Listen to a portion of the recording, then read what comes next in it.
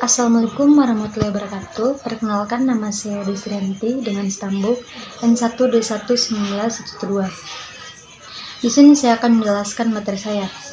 Baiklah, langsung saja saya mulai. Cair mengemukakan bahwa kata semantik dalam bahasa Indonesia yaitu berasal dari bahasa Yunani yang berarti sema atau kata benda yang berarti tanda atau lambang. Semantik memiliki kata kerja yaitu semaino yang berarti menandai atau melambangkan. Maksudnya adalah padanan kata sema itu adalah tanda linguistik. Seperti yang dikemukakan Ferdinand de Saussure dalam cair, yaitu terdiri dari satu, yaitu komponen yang mengartikan yang berwujud bentuk-bentuk bunyi bahasa, dan yang kedua yaitu komponen yang diartikan. Kedua komponen ini merupakan tanda atau lambang, sedangkan yang ditandai atau yang dilambanginya adalah hal-hal yang terletak di luar bahasa yang biasanya disebut sebagai referen. Menurut Kamus Besar Bahasa Indonesia, semantik adalah ilmu tentang makna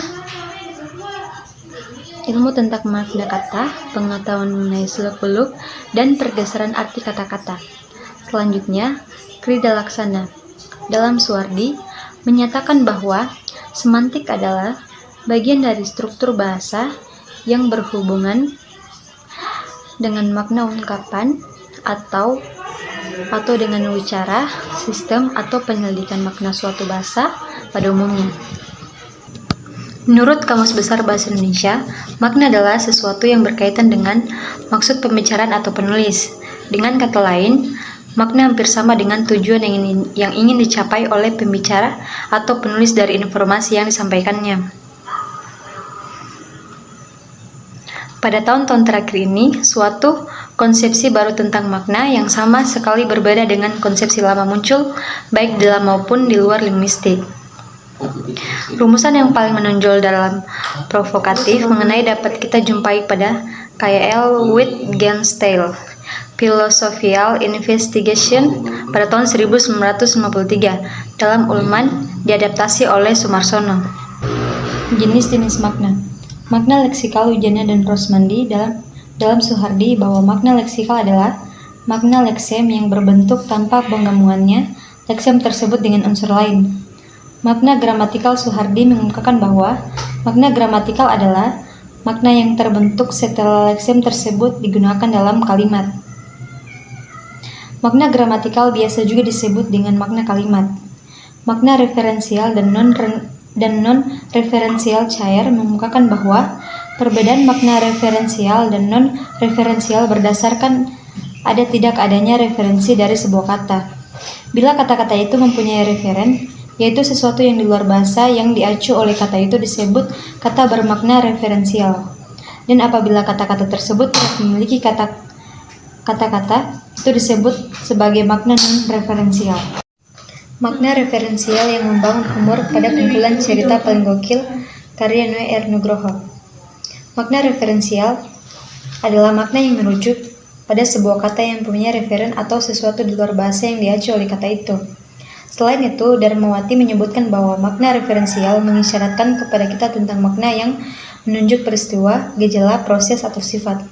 Berdasarkan hasil penelitian mengenai jenis makna semantik yang membangun humor dalam kumpulan cerita humor paling gokil karya Noe R. Nugroho, maka dapat disimpulkan beberapa hal sebagai berikut.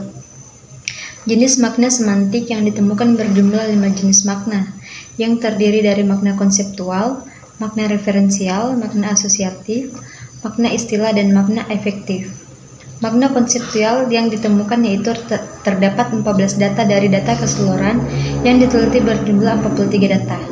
Contoh makna konseptual yang terdapat pada buku tersebut adalah kata meluruskan pada cerita berjudul Rebonding, kata warteg pada cerita berjudul Makan di Warteg, kara geser pada cerita yang berjudul Geser Kena Tilang. Makna referensial yang ditemukan yaitu terdapat 10 data dari keseluruhan data yang diteliti yang berjumlah 43 data.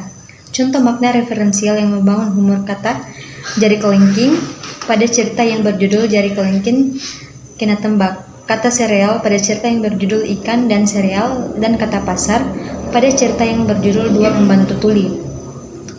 Makna asosiatif yang ditemukan yaitu terdapat 3 data dari keseluruhan data yang diteliti berjumlah 43 data. Contoh makna asosiatif dalam buku tersebut adalah kata penjilat dan bermuka 2 pada cerita yang berjudul Jangan Jadi Penjilat, kata merah dan putih pada cerita yang berjudul Kelas yang Aneh.